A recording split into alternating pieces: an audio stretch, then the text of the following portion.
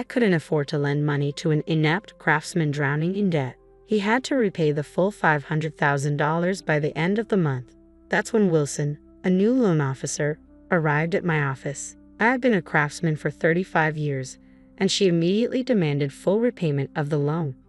Lending money to an elderly woman working in an office on the verge of collapse due to debt doesn't ensure repayment. You better pay it all back while you still can, she said brusquely. Wilson's rude behavior made me furious. Fine, I'll repay the $500,000 in full, I snapped.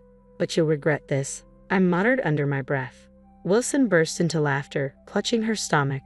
A lousy banker like you. You'll definitely regret this, she scoffed.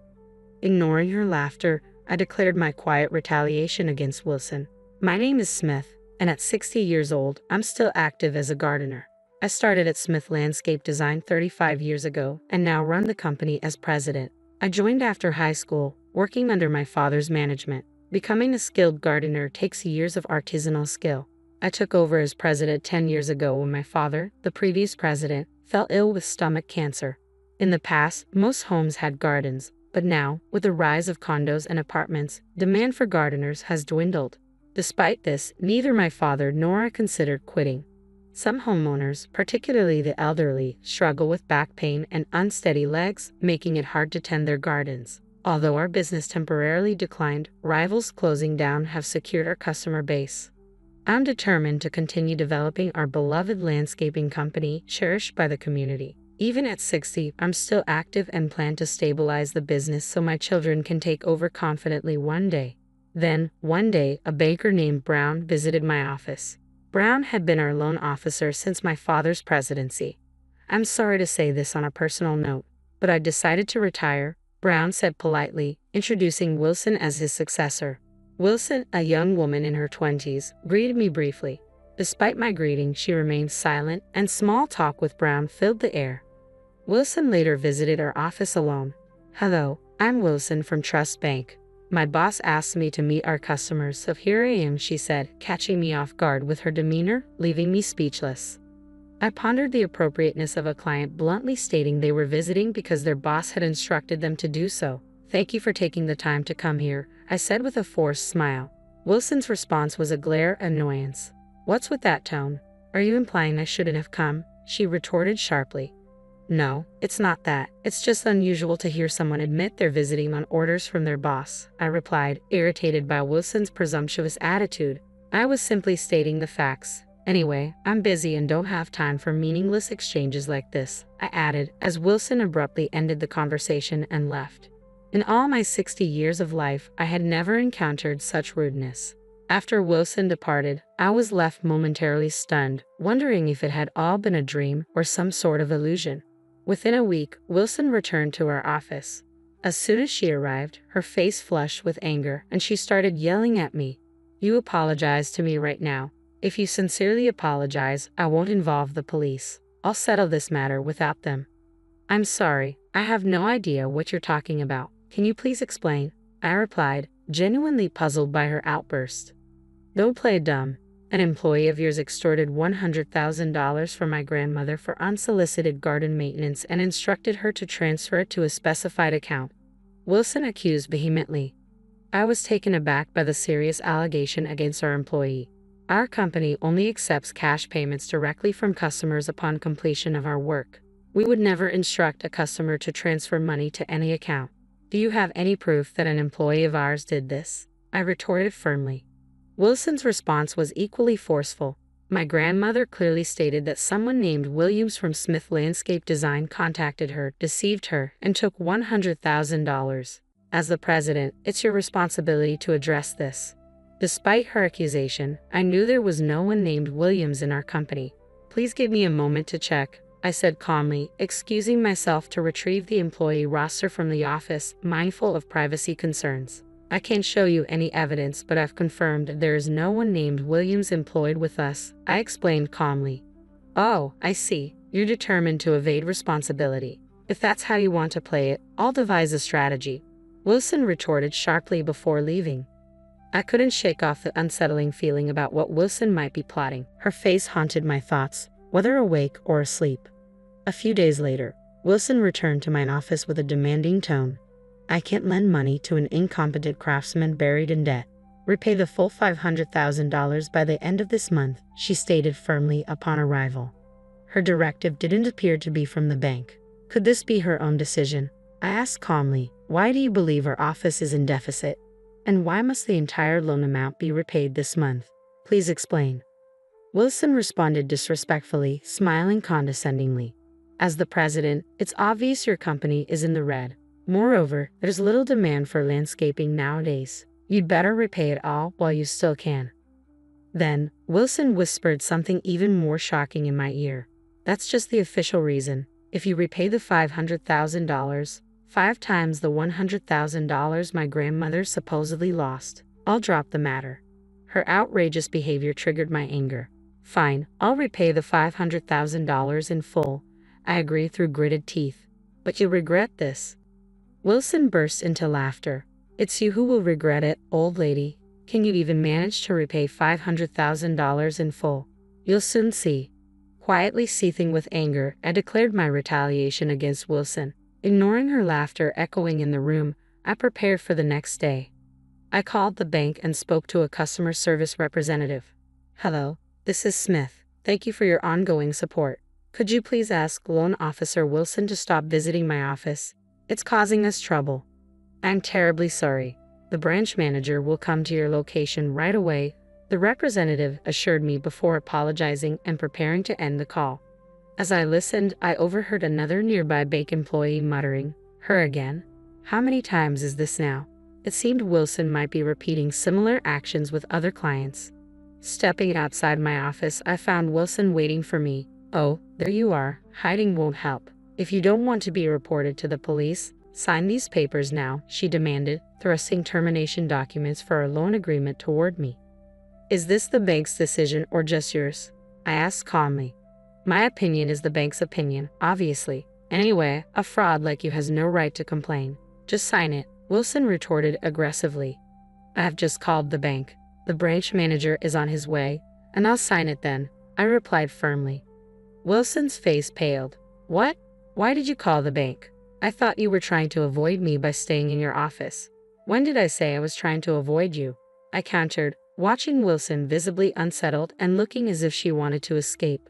At that moment, a bike pulled up behind Wilson, and I ushered in the branch manager who had just arrived. He entered with a worried expression, guiding Wilson into our office's reception area.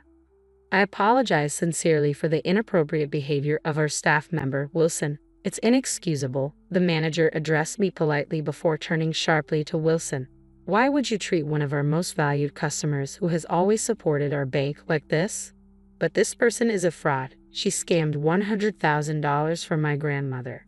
Wilson protested, even as the manager scolded her. Despite the manager's intervention, Wilson continued to portray me as the villain in the situation. I detailed Wilson's actions to the branch manager, who then addressed Wilson directly. "If you heard your own grandmother had been scammed, would you go directly to the scammer to complain? Wouldn't you normally report it to the police first?" The manager's words struck a chord with me in my distraught state. "Could you calmly report it to the police if your own family was scammed, without hesitation?" "I doubt you could," the manager added, noting Wilson's defiant attitude. The manager's words seemed to penetrate Wilson deeply. "If you check the customer's information, you'll see that Smith is a valued client. Besides, there's no one named Williams on Smith Landscape Design's employee roster. It's plausible that an outsider pretended to be an employee and made that call," the manager continued. Wilson's expression shifted suddenly as she fell silent, seemingly realizing the possibility of an outsider's involvement. We confirmed Wilson's grandmother's name and address, finding no record of any landscaping requests from her. Moreover, her grandmother lived in public housing, where we wouldn't undertake any work unless specifically requested by local authorities. In any case, shouldn't the first step be to report this to the police? I interjected, noticing Wilson flinch but continued to anxiously watch the branch manager. It's unbelievable that an outsider could have done this, but terminating a $500,000 loan isn't a trivial matter, I pointed out. "You make a fuss over your grandmother being scammed out of $100,000. But you think terminating a loan 5 times that amount is no big deal?" Wilson's defiant glare at the manager seemed to waver, realizing it was best to remain silent. Wilson, despite your education, failing to understand basic principles like consulting with and getting approval from the branch manager before making such decisions disqualifies you from continuing as a banker, the manager stated firmly. We will take strict disciplinary action. With that, the manager apologized to me and escorted Wilson away, almost pulling her along by the collar. Reflecting on my past interactions with the bank, I realized our company wasn't currently facing cash flow issues.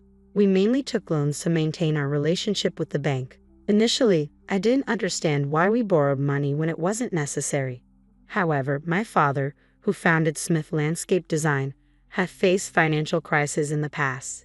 Each time, it was the banks we had good relationships with that provided crucial assistance. Banks have lending targets to meet, my father once explained. But when a business struggles and seeks help, banks often hesitate if the outlook is poor. Taking loans when we don't urgently need them helps build a repayment record and trust with the bank. This way they're more likely to support us in times of genuine need.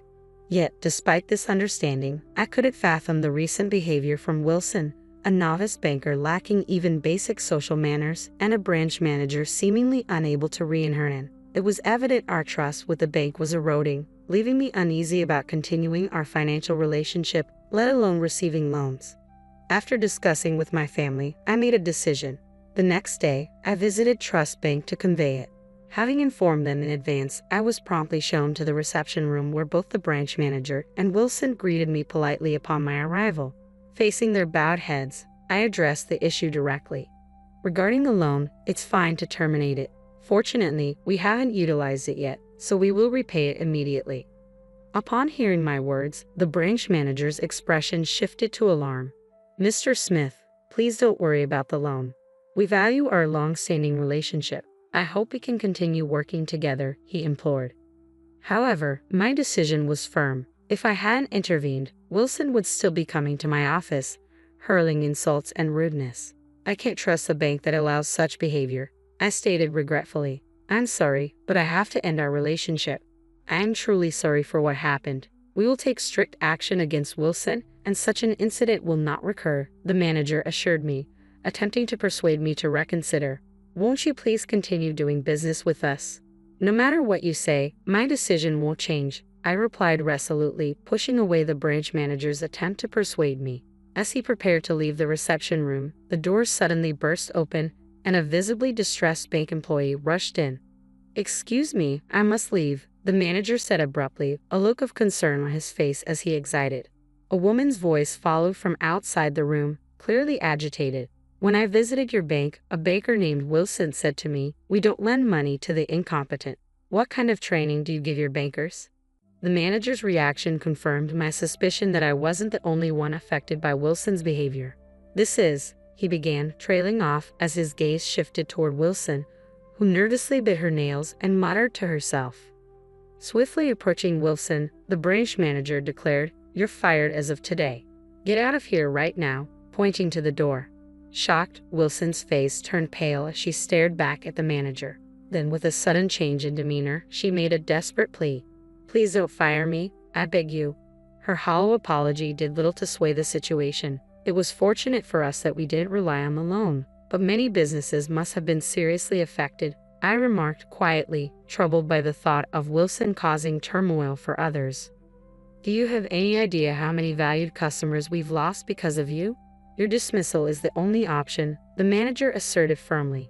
Their argument seemed endless, but realizing my time was being wasted, I stood up to address Wilson one last time. "Remember when you said I wouldn't regret it? This is the result. It's all you're doing," I stated firmly, watching as Wilson collapsed in despair. Later, the branch manager returned to inform me of Wilson's dismissal, again pleading for another chance. However, despite his apologies, I remained steadfast in my decision. Wilson's outrageous behavior toward customers and the branch manager's failure to address it adequately were clear signs that ending our business relationship was the right choice. As time passed, I noticed a woman who bore a resemblance to Wilson at a construction site, now tanned and sweating as a traffic guard. It was likely her, the former elite banker, reduced to a menial job. Witnessing her in this new role, I hoped it might bring about a change of heart. Meanwhile, our business thrived as we took on landscaping projects for the park that replaced the bank. Seeing our Smith landscape design truck parked during work led to an increase in service requests, including maintenance for shared areas of condominiums and apartment complexes. Adapting to diverse client needs became essential for our continued success as gardeners. I was committed to contributing to our community as a gardener and watching our business grow, thankful to have moved past the challenges posed by Wilson and the bank's upheaval.